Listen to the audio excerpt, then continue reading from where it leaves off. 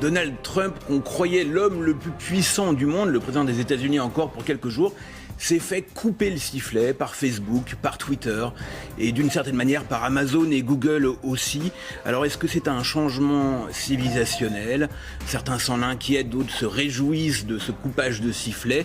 Est-ce que ce sont eux les patrons désormais? On en parle tout de suite. Et pour en parler, nous recevons Joël Toledano. Bonsoir. Bonsoir. Professeur émérite en sciences économiques à l'université Paris-Dauphine, spécialiste de la régulation et du numérique, auteur, entre autres, de GAFA, Reprenons le pouvoir, paru en septembre dernier aux éditions Odile Jacob. Cédric O. Bonsoir. Bonsoir. Vous êtes le secrétaire d'État chargé du numérique. Merci beaucoup d'avoir accepté notre invitation. Et nous avons Tariq Krim avec nous, entrepreneur, multi-entrepreneur, l'un des pionniers du web en France, qui est fondateur notamment de NetVibes, de Jolly Cloud. Vous avez lancé aussi Polite One, une plateforme qui vous permettre aux utilisateurs de reprendre le contrôle de leur vie numérique. On va voir, vous êtes assez engagé. Enfin. C'est parti pour cette émission. On a envie de commencer par une question très simple. Donald Trump éjecté de Twitter, Facebook notamment et d'Instagram. Cédric O, on peut dire que c'est de la censure ou pas? Je pense que le problème n'est pas tant le fait que sur ce cas-là, Donald Trump ait été éjecté de Twitter pour éviter de manière un peu prophylactique que de nouvelles expressions créent de la violence. Oui, parce qu'il faut le dire, c'est qu'il avait quand même incité un peu à la violence.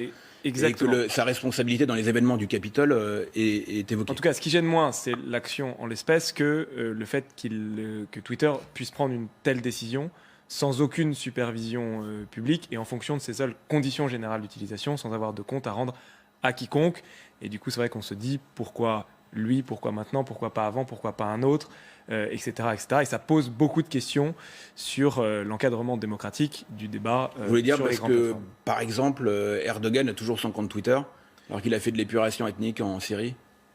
Oui, il y en a d'autres. Je prends un autre exemple. Il y avait quelques mois, il y avait l'ex-premier ministre malaisien qui avait pris la parole pour dire que les musulmans avaient le droit de tuer des millions de Français. Ils avaient décidé en l'espèce juste de supprimer le tweet. Bon, d'une certaine manière, le problème de tout cela, c'est que c'est complètement... on peut considérer que ces grands réseaux sociaux, compte tenu du nombre d'utilisateurs, sont devenus, enfin en tout cas sont structurants dans le débat public. Il y a, pour plein de raisons, une forme de concentration du débat public sur 2 ou 3 plateformes. Et donc, il est un peu court de considérer que ce sont uniquement des outils privés qui doivent être régis uniquement par leurs conditions générales d'utilisation. Joël Toledano, comment vous positionnez sur la question de la censure? Est-ce que vous allez jusqu'à parler de censure ou pas? On a vu un certain nombre de dirigeants européens regretter cette décision des géants du numérique. Est-ce qu'aujourd'hui, ces GAFA sont supérieurs aux États? Alors, est-ce qu'ils sont supérieurs aux États? Ça dépend sur quoi. Il y a des sujets sur lesquels ils sont supérieurs aux États, d'autres pas. Mais pour revenir à certains points que vous avez dit, moi, je dois vous avouer que je vois ça avec une autre focale. Ma focale, c'est plutôt que le même jour, je vais vous apparaître un petit peu cynique, mais on avait donc, décidément, non seulement un congrès totalement démocrate qui était élu. Le pouvoir était démocrate. Il y avait eu juste avant, certes, ce qui s'est passé au Capitole, mais aussi le vote en Géorgie, qui définitivement disait que Joe Biden allait être le responsable de ce qui se passerait dans la réglementation numérique aux États-Unis. Et je pense que c'est largement une clé de lecture que nous voyons, nous, avec notre façon de voir les choses sur des sujets de liberté d'expression, mais tous les observateurs nous disent aux États-Unis que par rapport à ce qui s'était passé ce jour-là, où il n'y a pas eu seulement Trump qui a été bloqué, mais toute une série d'autres sujets, applications, Vous voulez dire etc. que ce sont des résistants de la 25e heure qui s'en sont pris à Trump dans les derniers jours de son mandat pour donner des gages aux démocrates?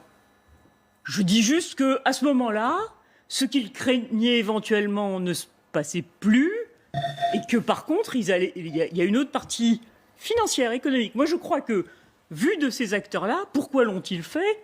Ils l'ont fait d'abord pour des raisons économiques et financières, parce qu'ils savaient qu'une autre partie allait se jouer, qu'il y a tout un passif qu'il y a eu avant ce mouvement, et qu'il faut aussi, à tout le moins, bien évidemment, il y a un problème à analyser par ailleurs, mais qu'il faut vraiment garder en permanence en tête que nous avons des business et que nous avons un nouveau pouvoir qui se met en place à Washington. Tariq Krim, vous, qu'est-ce que vous en pensez? Ça vous choque cette éviction? Est-ce que ça a choqué beaucoup de gens, y compris Angela Merkel, Jean-Luc Mélenchon, des gens très très variés. Thierry Breton a dit c'est quand même étrange cette affaire. Vous, qu'est-ce que vous en pensez? Ça vous étonne ou pas?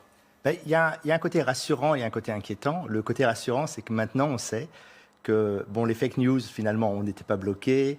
La désinformation, la manipulation, le négationnisme, tout ça, en fait, ça passait. Et que finalement, on a trouvé la chose qui ne passe pas, c'est effectivement l'insurrection et la sédition vis-à-vis de l'État. Donc on a déjà au moins découvert qu'il existait quelque chose pour lequel qui allait permettre d'arrêter Donald Trump.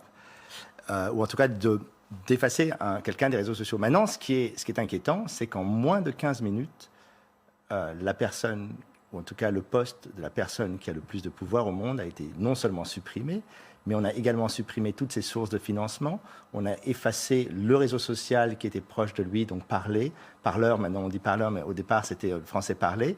Et on a entièrement déconnecté, débranché toutes les méthodes et les possibilités pour lui de s'exprimer, de se financer et d'avoir accès à ses électeurs. Est-ce que c'est pas ça la question? Parce que finalement, il a perdu son compte Twitter et son compte Facebook.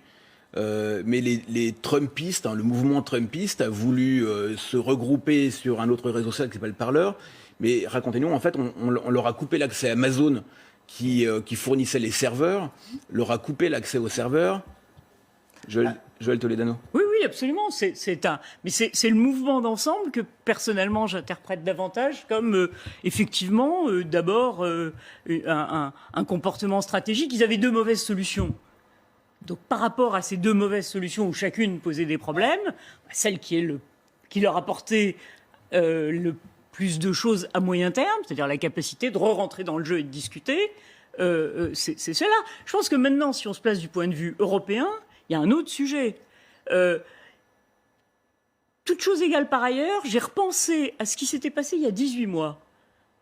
Histoire moins gravissime, si je puis dire, que celle de couper le sifflet au président des États-Unis. Il y a 18 mois, Facebook nous a annoncé qu'il lançait une monnaie.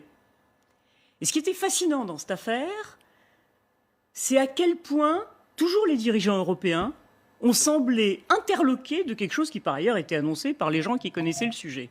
C'est-à-dire que je pense quand même qu'une partie de l'étonnement exprimé par nos dirigeants vient d'une moindre conscience du pouvoir dont parlait mon voisin à l'instant.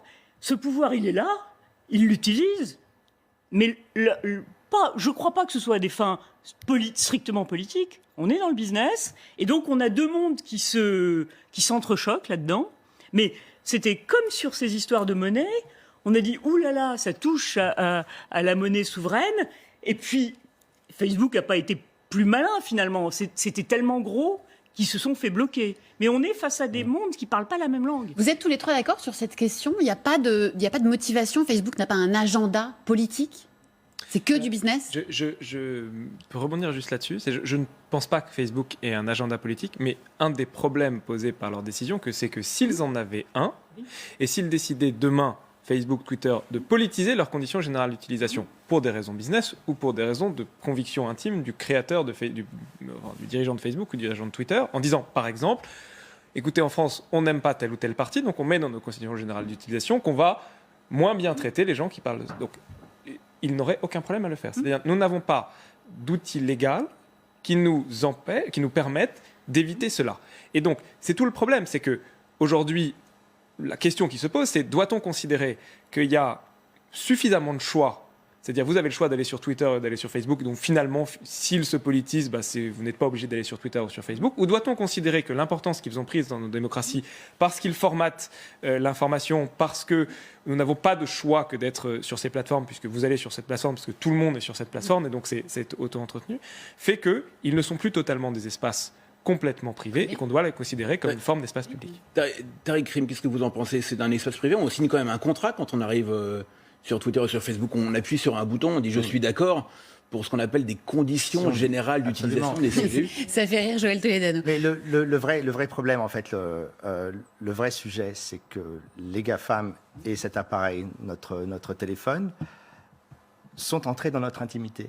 On a laissé pour la première fois dans l'histoire de l'humanité, des entreprises entrer dans notre propre intimité, nos contacts, nos outils de communication personnelle. Notre téléphone nous épie pendant qu'on est chez soi. Et que ça a eu deux choses. La première, c'est qu'on a eu cette amplification et ce que j'appelle la radicalisation algorithmique. Il faut bien se rendre compte qu'aujourd'hui, tous les grands mouvements que l'on voit, que ce soit la cancel culture, le communautarisme, le djihadisme, toutes les formes extrémistes ont été façonnées par les réseaux sociaux, par le fait que quand vous pensez quelque chose, on vous met en relation uniquement avec des gens qui pensent la même chose, et à la fin, vous devenez complètement fou. Alors, on a eu ça il y a 5 ans, malheureusement, avec les attentats du 13 novembre, où la plupart des djihadistes avaient été radicalisés via les réseaux sociaux.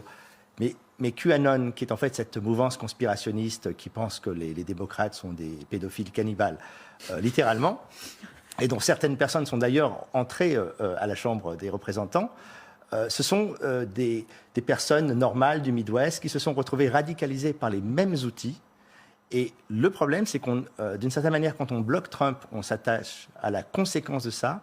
Mais la vraie source, le vrai problème, c'est le modèle toxique qui fait qu'on a décidé de monétiser notre intimité, souvent à notre insu, et qu'on ne s'en rend pas compte et que ça a rendu le monde fou. Mais est-ce qu'il n'y a pas quand même une injonction contradictoire, parce que certains reprochent aujourd'hui au réseau d'avoir bloqué Trump en disant il y a un problème de liberté d'expression, pourquoi est-ce que les entreprises privées décident de cela? Et puis on leur a beaucoup reproché auparavant, et on continue à leur reprocher aussi, le fait d'avoir laissé circuler des contenus racistes, antisémites, etc., haineux. Est-ce qu'il n'y a pas une injonction contradictoire? On dit, mais au bout d'un moment, qu'est-ce qu'on veut? Je peux faire un parallèle avec ce qui s'est passé en 1986 quand on a fait la loi sur l'audiovisuel. On a décidé, à un moment, il y avait une seule chaîne de télévision qui était une chaîne de télévision complètement possédée par l'État. On connaît bien ici, il y a une entreprise privée qui a racheté cette chaîne de télévision. On a décidé à ce moment-là, sous l'égide du CSA, de considérer que sur la télé, comme en fait vous aviez peu de choix, il devait y avoir une pluralité d'expression démocratique. Alors qu'on aurait pu considérer que vous n'êtes pas obligé de regarder la première chaîne. Et que si vous n'avez pas envie de regarder la première chaîne, vous pouvez regarder ailleurs. C'est exactement le même parallèle qu'on doit considérer. C'est que comme on a peu de choix, il est indispensable qu'il y ait une intervention du régulateur et de la puissance publique, probablement d'une autorité indépendante, pour faire en sorte d'avoir une espèce d'expression équilibrée sur ces plateformes. Je voulais juste dire que je voulais faire un parallèle justement avec ce qui s'est passé juste avant la Deuxième Guerre mondiale, quand la radio arrive. Aux États-Unis, on panique, on voit Hitler pouvoir parler, un peu comme Trump aujourd'hui sur Twitter, à des millions de gens. Et on s'est dit, un Hitler peut exister aux États-Unis. Donc il faut contrer ça. Et ce qu'on a choisi pour contrer ça, c'est la pluralité, donc ouvrir plusieurs radios. Roosevelt a dit qu'il faut absolument qu'on ait plusieurs radios, de façon à contrer cette idée qu'une forme de dictature puisse se passer par la radio. Et curieusement, cet outil qui a été un outil de pluralisme, avec l'Internet et avec les algorithmes et la manière dont les réseaux sociaux ont organisé ça, en fait, est devenu à polariser complètement les États-Unis. Donc en fait, on est parti d'un pluralisme à une forme de radicalisation où vous avez deux mondes qui ne se parlent plus et qui n'arrivent plus d'ailleurs à s'entendre sur une forme de savoir commun. Et cette radicalisation, elle est intrinsèque, selon vous, au fonctionnement de ces GAFA et aux réseaux sociaux? Absolument. Vous avez deux inventions malheureuses. J'ai la chance de connaître les deux fondateurs de ces inventions qui le regrettent amèrement, le bouton like et le bouton retweet. C'est-à-dire qu'aujourd'hui, du jour au lendemain, vous prenez un fou furieux et vous pouvez l'exposer à 90 millions de personnes sans aucun filtre. Alors, vous parlez de Twitter. Je voudrais quand même qu'on dise un mot de la réaction du PDG de Twitter, Jack Dorsey, qui, quelques jours après avoir supprimé donc, le compte de Trump, s'est exprimé sur son propre réseau social, sur cette action. Il dit qu'il a pris la bonne décision, mais il n'a pas l'air complètement tranquille pour autant. Il dit tout bannissement est un échec de notre part, cela nous divise, cela limite la possibilité de s'expliquer, de se racheter, d'apprendre, et cela établit un précédent que je pense dangereux, le pouvoir qu'un individu ou une entreprise a sur une partie de la conversation publique mondiale. Aidez-nous à lire entre les lignes là. Qu'est-ce qui l'inquiète vraiment, Jack Dorsey? Je ne sais pas ce qui l'inquiète vraiment, mais Jack Dorsey est un personnage absolument formidable. Parce que côté pile, c'est un intellectuel, et côté face, c'est un businessman. Donc, il analyse comme un intellectuel. Et vous le voyez, effectivement, vous expliquez comment... pardon, j'ai pas... C'est pas compatible?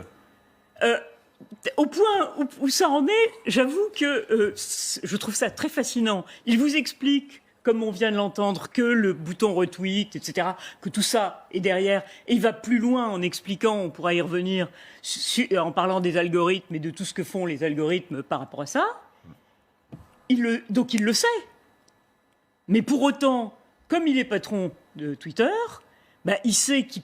Enfin, s'il l'enlevait, il serait viré comme président du conseil d'administration. En même temps, si je peux me permettre, Trump a sauvé Twitter de la faillite. Hein. Oui. Pour être clair, Twitter était un réseau qui n'avait pas autant d'impact. Et ce qui les a, non seulement ça les a sauvés de la faillite, mais ça les a sauvés du rachat, puisque dès lors que Trump était sur Twitter, Twitter est devenu radioactif. Plus aucune boîte ne voulait la racheter pour avoir hérité du problème Trump, en fait. Mon but n'est pas de défendre Jack Dorsey, mais je pense que sa position est quand même surdéterminée par une culture américaine où la liberté d'expression est totale. Et je pense qu'on peut faire beaucoup de reproches aux réseaux sociaux. En l'espèce, je pense que nous ne verrons pas progresser la régulation des contenus du côté américain, parce que leur attachement à la liberté d'expression, c'est un pays où on peut être ouvertement nazi, compte tenu du fait que la liberté d'expression prime. C'est le premier amendement, effectivement.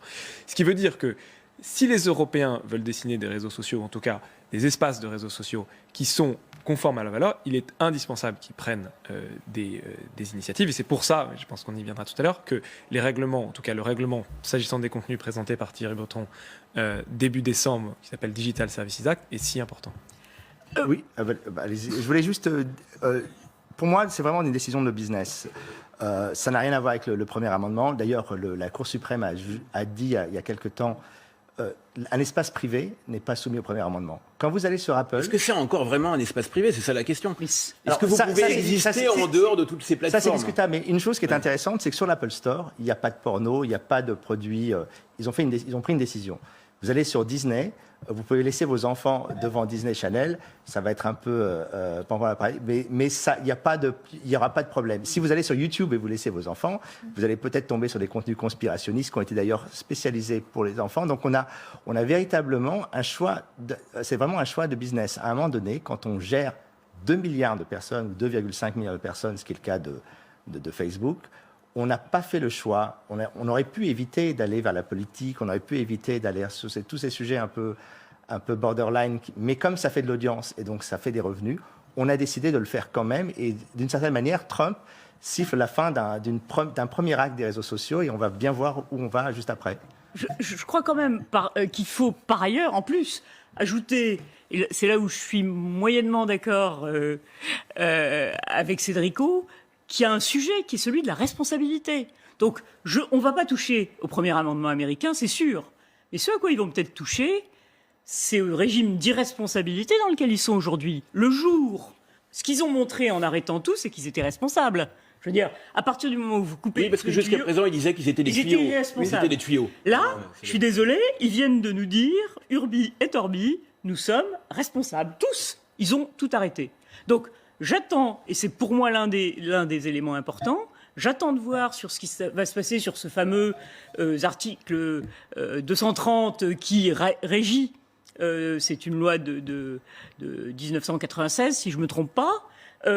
Je pense que le régime de responsabilité va changer et que derrière, il y aura forcément des interventions différentes sur les contenus.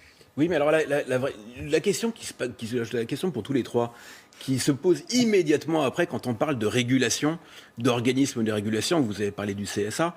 Aux États-Unis, ils ont une vision qui, en général, c'est différente, qui est d'organiser la pluralité des organes de presse, des organes de médias, des organes de radio. Est-ce qu'on ne tombe pas dans le pire des mondes le jour où les États prennent un contrôle, un ascendant sur les contenus publiés par les GAFAM? Est-ce qu'on ne met pas la puissance d'entreprises technologiques extraordinaires au service d'États qui pourraient contrôler la liberté d'expression? Est-ce que là, ça ne devient pas vraiment orwellien? Si je puis me permettre de réagir, je pense que le fond du sujet, c'est de créer un état de droit. C'est pas de faire en sorte que le gouvernement puisse agir directement sur tel ou tel contenu. Donc, on est dans un état de droit, il y a des contre-pouvoirs, il y a de la justice, il y a des autorités indépendantes, et le fait Et que ce qu'il s'agit de faire, c'est pas de faire en sorte qu'on puisse décider de manière unilatérale, là aussi du point de vue de l'État, ce qui est juste ou pas, ce qui peut être dit ou pas, c'est que ça rentre dans le cadre d'un État de droit. Oui, c'est ce que dit Thierry Breton. Il dit, en parlant de son règlement européen, tout ce qui est interdit dans l'espace public le sera aussi sur Internet si ce règlement-là est adopté. C'est le bon échelon, l'Europe, Joël Toledano, pour Oui. tenter une régulation? C'est le bon échelon, mais je l'ai trouvé quand même très optimiste en disant qu'avec ce qu'il nous proposait, ce genre de situation ne se produirait pas. Donc oui, c'est le bon échelon, mais on retrouve dès le départ le problème de la responsabilité. Moi, je crois très profondément qu'il ne faut absolument pas dissocier le problème des contenus du problème du modèle économique. Tariq Krim le disait tout à l'heure. Donc, on est dans une proposition où, d'un côté, on regarde les contenus, c'est-à-dire ce qui s'appelle le Digital Service Act, et puis de l'autre côté, on a un autre texte qui regarde un peu le modèle économique, mais pas complètement. Qui veut limiter la concurrence. Qui veut non, pas limiter, augmenter la concurrence. C'est l'inverse. Et donc, je pense que les objectifs du Digital Service Act sont tout à fait intéressants. Je pense qu'il y a des vrais problèmes de mise en œuvre qui, j'espère, seront modifiés pour qu'on arrive à autre chose que ce merveilleux texte du RGPD qui quand même conduit à ce que les plus grosses ne soient pas encore touchées par la mise en œuvre. Tariq Je Krim. voulais juste, oui, si on prend les choses de manière politique, en gros, Hillary Clinton a perdu à cause de Facebook, à cause de Cambridge Analytica, à cause d'un usage assez malin d'ailleurs de Donald Trump et de ses équipes, qui venait d'ailleurs historiquement de Ted Cruz, donc il y avait un vrai savoir-faire chez les républicains pour utiliser ces technologies. Et donc, si je suis Biden en 2021, je me dis plus jamais ça. Donc, en fait, la logique qui consistait à dire finalement on ne touche rien parce qu'on a des formes d'équilibre, cette logique est en train d'être battue en brèche, tout simplement parce que le cauchemar de Biden, c'est qu'un Donald Trump bis, il y en a beaucoup qui se préparent, on l'a vu ces derniers jours, se disent je vais pouvoir utiliser et encore une fois exacerber, amplifier toute cette haine qui existe aujourd'hui aux États-Unis et la transformer en victoire politique. Donc il y a forcément un besoin de régulation qui va se mettre en œuvre. En France, on va avoir une élection présidentielle l'année prochaine. Paraît-il. Je ne trahis pas un secret. Est-ce que le gouvernement se penche sur ces questions? Oui, alors, je pense qu'il y a plusieurs éléments. D'abord, il y a une surutilisation des réseaux sociaux par des influences étrangères qui sont un sujet un tout petit peu différent du fonctionnement des réseaux sociaux en tant que tel. En tout cas, c'est quelque chose que le gouvernement regarde d'extrêmement près. Cela étant dit, les solutions sont souvent assez limitées à court terme, en tout cas, dès lors qu'on voit un certain nombre de choses, parce qu'on tombe assez vite dans le problème que vous évoquiez tout à l'heure, qui est de l'intervention directe de l'État dans un domaine qui est quand même assez sensible, qui est celui de la liberté d'expression. En tout état de cause, ce que nous, on a souhaité faire, c'est pré-transposer d'une certaine manière le Digital Services Act s'agissant de la haine en ligne, par exemple, et donc commencer à mettre en place dans les mois qui viennent une première régulation des réseaux sociaux qui ne réglera pas tous les problèmes. Ça, je ne veux pas dire le contraire. Mais vous connaissez cette question de Juvénal, ce poète romain, qui disait qui gardera les gardiens. Vous allez mettre en place des organes de régulation, mais qui va les contrôler, ces gens-là? Pourquoi est-ce qu'on aurait confiance dans ces gens-là, aux gens qui ont contrôlé les Facebook et Twitter, etc. Pardon, c'est-à-dire, ah oui, qui va contrôler? Ok. Écoutez, Est-ce que c'est pas pire? d'abord, le principal, c'est qu'on a un état de droit. C'est-à-dire qu'aujourd'hui, vous êtes dans un état de droit, il y a une justice, il y a des procédures d'appel, vous pouvez contester une décision. Il y a des autorités indépendantes, qui par ailleurs ne sont pas directement l'État. Et donc, l'objectif, c'est de dupliquer cet état de droit sur la supervision des réseaux sociaux, sur des sujets comme la haine en ligne qui font débat, sur des sujets comme la désinformation qui font encore plus débat. Mais en tout état de cause, je pense que ce sur quoi on peut se rejoindre, c'est que la situation actuelle qui veut que ce soit des entreprises privées qui aient toutes à leurs mains n'est pas acceptable pour la démocratie. Et le gouvernement avait tenté de réguler. Il y a eu la loi Avia qui a été rejetée par le Conseil constitutionnel. C'est pas si facile que ça, en fait. Alors, c'est vrai, il y avait un élément en fait dans la loi Avia qui était dirimant du point de vue du Conseil constitutionnel, c'est qu'il estimait que la temporalité dans laquelle on demandait aux plateformes de juger de la légalité ou de l'illégalité d'une expression était trop courte, qui était de 24 heures. Et il estimait que ça les amènerait à tout censurer parce que plutôt que de se prendre une amende, ils censuraient tout. Vous allez rallonger le délai. Non, on n'a plus exactement la même approche. on a une approche de supervision des obligations de modération des plateformes et d'encadrement de leurs conditions générales d'utilisation. C'est-à-dire, d'abord, vous ne pouvez pas mettre n'importe quoi dans votre condition générale d'utilisation. On parle uniquement de la haine en ligne pour le moment, c'est-à-dire que vous avez un certain nombre d'obligations d'encadrement. Vous ne pouvez pas non plus supprimer n'importe comment les comptes. Et deuxièmement, à partir du moment où vous avez une certaine taille, c'est là que j'ai une petite différence avec Joël Toledano, c'est qu'on ne fait pas une régulation horizontale comme dans le cadre du RGPD, il y a des obligations particulières qui s'appliquent aux très grandes plateformes. On ne peut pas considérer qu'une plateforme où il y a 100 000 personnes n'est exactement la même chose d'une personne où il y a 40 millions de Français, et que ces plateformes ont des obligations de modération à la hauteur de l'enjeu qu'elles représentent. Vous avez raison, juste, si j'ai bien lu le projet, le régulateur, dans ces cas-là, de ces grandes plateformes, sera au premier chef celui installé dans un pays qui n'arrive pas à gérer d'autres problèmes de régulation. Je veux parler de l'Irlande. Et puis après, il y aura un second niveau avec l'Europe, etc. Écoutez, je lisais aujourd'hui un article où la présidente de l'autorité de régulation, alors là c'est sur les aspects de données personnelles. Au bout d'un certain nombre d'années où on a réussi à condamner les petits mais pas les gros, parce que justement ça devait se passer en Irlande, elle dit à ses gouvernants, donnez-moi un peu plus de moyens parce que ça fait mauvais genre. Bon, je ne doute pas qu'à 2035, on arrive à avoir en Irlande des régulateurs performants. Mais avant... Au fond, est-ce un problème de liberté publique ou de concurrence? On va marquer une courte pause et on se retrouve dans un instant pour poursuivre notre débat. À tout de suite.